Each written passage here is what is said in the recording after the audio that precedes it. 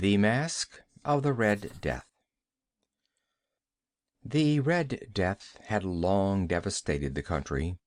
No pestilence had ever been so fatal or so hideous. Blood was its avatar and its seal, the redness and the horror of blood. There were sharp pains and sudden dizziness, and then profuse bleeding at the pores with dissolution. The scarlet stains upon the body, and especially upon the face of the victim, were the pest ban which shut him out from the aid and from the sympathy of his fellow men, and the whole seizure, progress, and termination of the disease were the incidents of half an hour. But the Prince Prospero was happy and dauntless and sagacious. When his dominions were half depopulated, he summoned to his presence 1,000 hale and light-hearted friends from among the knights and dames of his court, and with these retired to the deep seclusion of one of his castellated abbeys. This was an extensive and magnificent structure, the creation of the prince's own eccentric yet august taste. A strong and lofty wall girdled it in. The wall had gates of iron. The courtiers, having entered, brought furnaces and massy hammers and welded the bolts. They resolved to leave means neither of ingress or egress to the sudden impulses of despair or of frenzy from within. The abbey was amply provisioned. With such precautions the courtiers might bid defiance to contagion. The external world could take care of itself. In the meantime, it was folly to grieve or to think. The prince had provided all the appliances of pleasure. There were buffoons, there were improvisatori, there were ballet dancers, there were musicians, there was beauty, there was wine. All these and security were within. Without was the Red Death. It was toward the close of the 5th or 6th month of his seclusion, and while the pestilence raged most furiously abroad, that the Prince Prospero entertained his 1,000 friends at a masked ball of the most unusual magnificence. It was a voluptuous scene, that masquerade. But first let me tell of the rooms in which it was held. There were 7, an imperial suite. In many palaces, however, such suites form a long and straight vista, while the folding doors slide back nearly to the walls on either hand, so that the view of the whole extent is scarcely impeded. Here the case was very different, as might have been expected from the Duke's love of the bazaar. The apartments were so irregularly disposed that the vision embraced but little more than one at a time. There was a sharp turn at every 20 or 30 yards, and at each turn a novel effect. To the right and left, in the middle of each wall, a tall and narrow Gothic window looked out upon a closed corridor which pursued the windings of the suite. These windows were of stained glass, whose color varied in accordance with the prevailing hue of the decorations of the chamber into which it opened. That of the eastern extremity was hung, for example, in blue, and vividly blue were its windows. The second chamber was purple in its ornaments and tapestries, and here the panes were purple. The third was green throughout, and so were the casements. The fourth was furnished and lighted with orange, the fifth with white, the sixth with violet. The 7th apartment was closely shrouded in black velvet tapestries that hung all over the ceiling and down the walls, falling in heavy folds upon a carpet of the same material and hue. But in this chamber only, the color of the windows failed to correspond with the decorations. The panes here were scarlet, a deep blood color. Now in no one of the 7 apartments was there any lamp or candelabrum, amid the profusion of golden ornaments that lay scattered to and fro or depended from the roof. There was no light of any kind emanating from lamp or candle within the suite of chambers. But in the corridors that followed the suite there stood, opposed to each window, a heavy tripod, bearing a brazier of fire that projected its rays through the tinted glass, and so glaringly illumined the room. And thus were produced a multitude of gaudy and fantastic appearances. But in the western or black chamber, the effect of the firelight that streamed upon the dark hangings through the blood-tinted panes was ghastly in the extreme, and produced so wild a look upon the countenances of those who entered, that there were few of the company bold enough to set foot within its precincts at all. It was in this apartment also that there stood against the western wall a gigantic clock of ebony. Its pendulum swung to and fro with a dull, heavy, monotonous clang, and when the minute hand made the circuit of the face, and the hour was to be stricken, there came from the brazen lungs of the clock a sound which was clear and loud and deep and exceedingly musical, but of so peculiar a note and emphasis that, at each lapse of an hour, the musicians of the orchestra were constrained to pause momentarily in their performance to hearken to the sound, and thus the waltzers perforce ceased their evolutions, and there was a brief disconcert of the whole gay company, and while the chimes of the clock yet rang, it was observed that the giddiest grew pale, and the more aged and sedate passed their hands over their brows, as if in confused reverie or meditation. But when the echoes had fully ceased, a light laughter at once pervaded the assembly. The musicians looked at each other and smiled as if at their own nervousness and folly, and made whispering vows, each to the other, that the next chiming of the clock should produce in them no similar emotion. And then, after the lapse of 60 minutes, which embrace 3,600 seconds of the time that flies, there came yet another chiming of the clock, and then were the same disconcert and tremulousness and meditation as before. But in spite of these things, it was a gay and magnificent revel. The tastes of the Duke were peculiar. He had a fine eye for colors and effects. He disregarded the decora of mere fashion. His plans were bold and fiery, and his conceptions glowed with barbaric luster. There are some who would have thought him mad. His followers felt that he was not. It was necessary to hear and see and touch him to be sure that he was not. He had directed, in great part, the movable embellishments of the 7 chambers upon occasion of this great fête, and it was his own guiding taste which had given character to the masqueraders.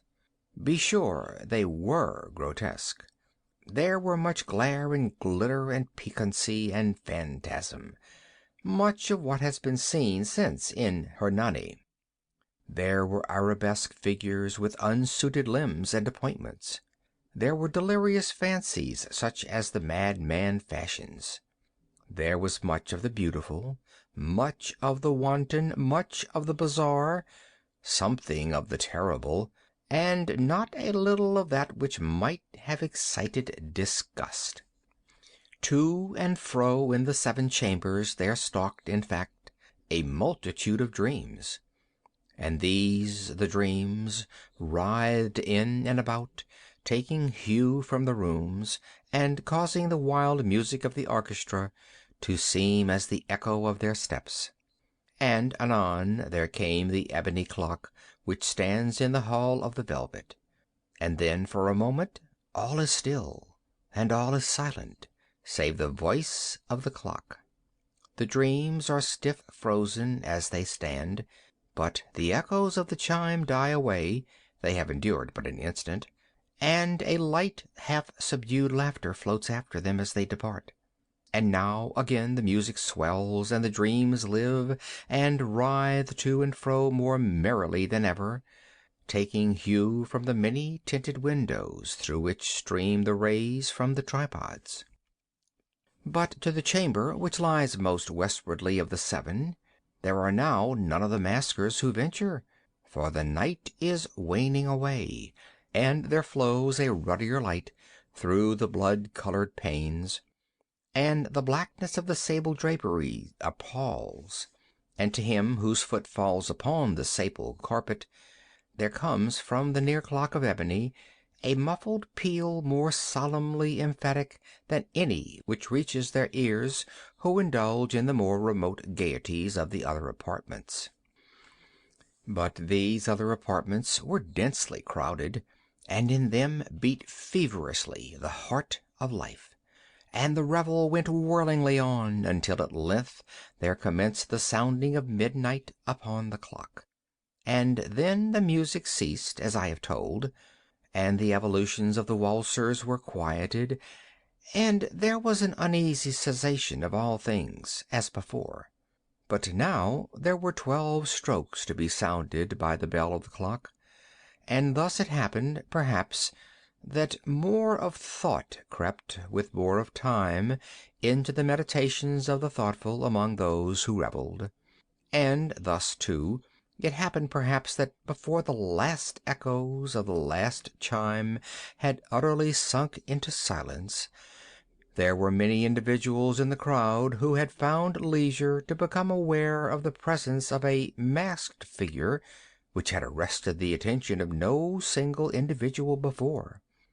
And the rumor of this new presence having spread itself whisperingly around, there arose at length from the whole company a buzz, a murmur, expressive of disapprobation and surprise, then, finally, of terror, of horror, and of disgust.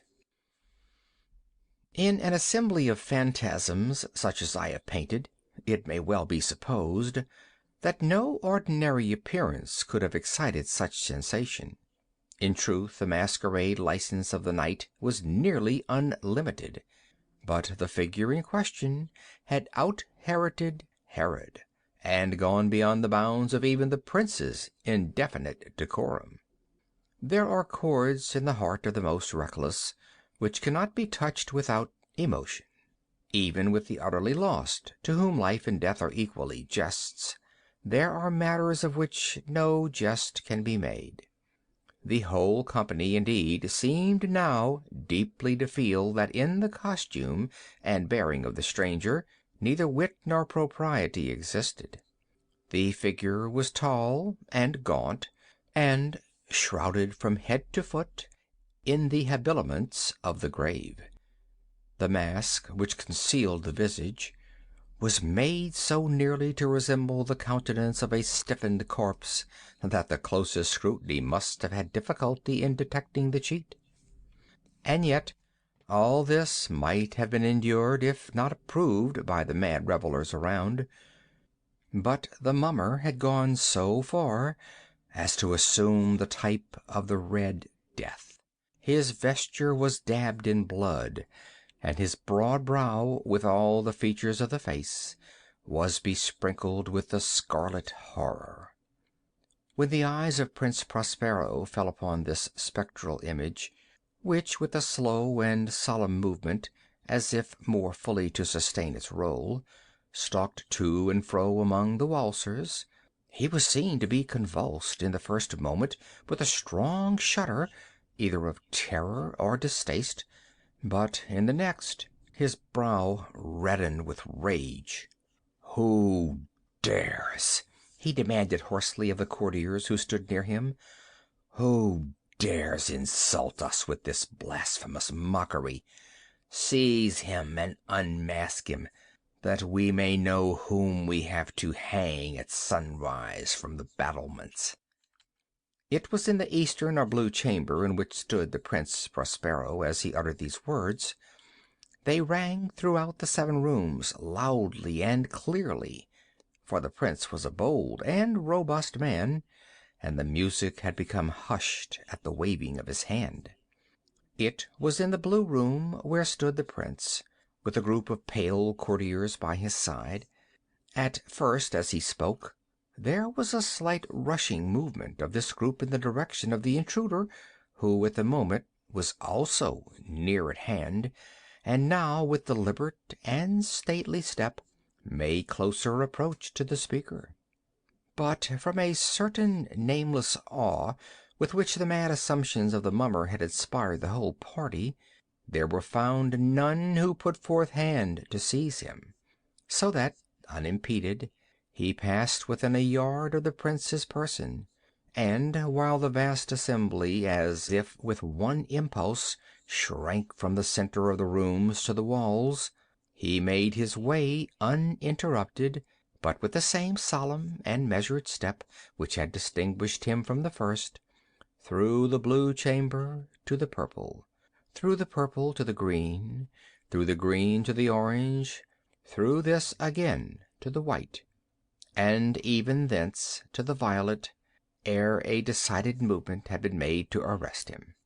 It was then, however, that the Prince Prospero, maddened with rage and the shame of his own momentary cowardice, rushed hurriedly through the 6 chambers, while none followed him on account of a deadly terror that had seized upon them all. He bore aloft a drawn dagger, and had approached in rapid impetuosity to within 3 or 4 feet of the retreating figure, when the latter, having attained the extremity of the velvet apartment, turned suddenly and confronted his pursuer. There was a sharp cry, and the dagger dropped gleaming upon the sable carpet, upon which instantly afterwards fell prostrate in death the Prince Prospero. Then, summoning the wild courage of despair, a throng of the revelers at once threw themselves into the black apartment, and seizing the mummer, whose tall figure stood erect and motionless within the shadow of the ebony clock, gasped in unutterable horror at finding the grave cerements and corpse-like mask which they handled with so violent a rudeness untenanted by any tangible form. And now was acknowledged the presence of the Red Death. He had come like a thief in the night, and one by one dropped the revelers in the blood-bedewed halls of their revel, and died each in the despairing posture of his fall. And the life of the ebony clock went out with that of the last of the gay, and the flames of the tripods expired, and darkness and decay and the Red Death held illimitable dominion over all. End of The Mask of the Red Death.